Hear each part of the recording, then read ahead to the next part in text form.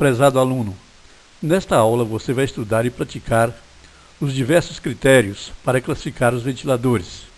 Serão mencionados os mais utilizados na área de abrangência desse curso, ou para secagem, armazenagem e transporte de produtos agrícolas.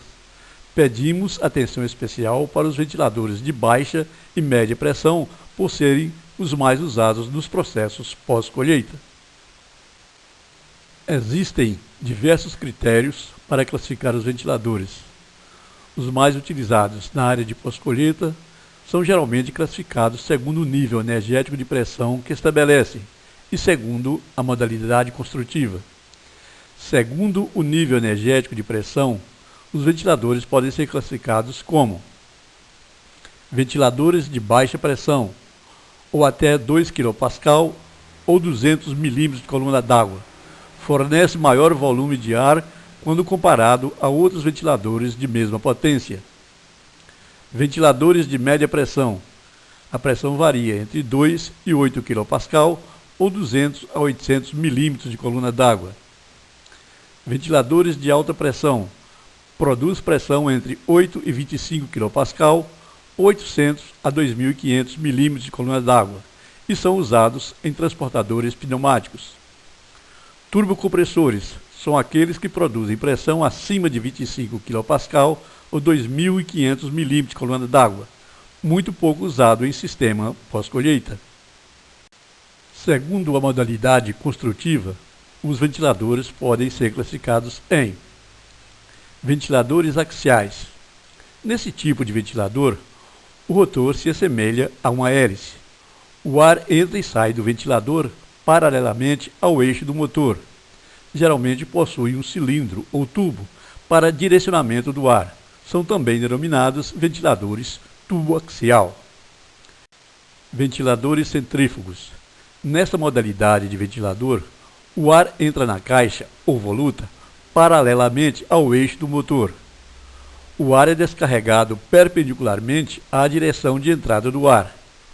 O rotor pode ser fabricado com as pás curvas para trás, para frente ou radiais com pás retas.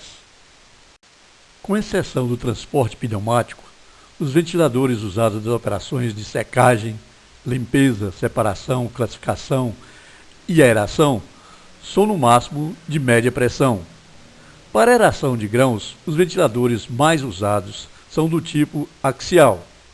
Apesar de não vencer grandes pressões, esse tipo de ventilador apresenta maior fluxo de ar e, portanto, menor potência. Os ventiladores axiais são mais usados para silos de pequenas dimensões. Os rotores dos ventiladores axiais são do tipo hélice, como mostrado na primeira figura. O rotor dos ventiladores centrífugos podem ser fabricados com diferentes configurações. Os rotores mais comuns são do tipo pás curvado para trás ou para frente e radial. São geralmente mais silenciosos e eficientes do que os ventiladores axiais. Um tipo de ventilador centrífugo muito usado e que pode ser empregado na maioria das operações de pós-colheita é aquele que apresenta o rotor com pás radiais ou pás retas. Apesar de um pouco menos eficiente do que os outros ventiladores centrífugos, os de pás radiais podem ser usados para trabalhar com ar carregado de impurezas. Um ventilador centrífugo de baixa pressão e bastante comum é o do tipo Sirocco. São ventiladores silenciosos e muito usados em ar-condicionado. Apesar da baixa pressão, apresentam um fluxo de ar elevado, se comparado com ventiladores convencionais de mesma potência.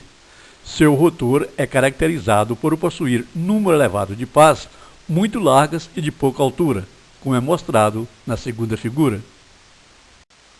Como visto em aulas passadas, existem duas maneiras para reduzir o tempo necessário para a secagem de um produto agrícola sem que ocorra ações prejudiciais à qualidade do produto.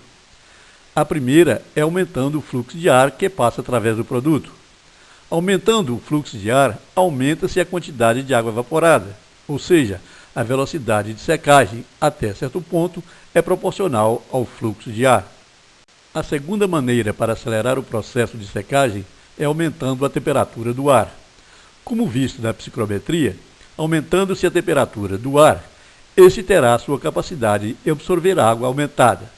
Para tal, o operador do sistema de secagem deve estar ciente do quanto se pode aumentar a temperatura de secagem, sem danificar a qualidade do produto. Em sistemas de secagem que usam baixas temperaturas, a secagem deve acontecer em um tempo tal que não predisponha à deterioração as camadas superiores da massa de grão.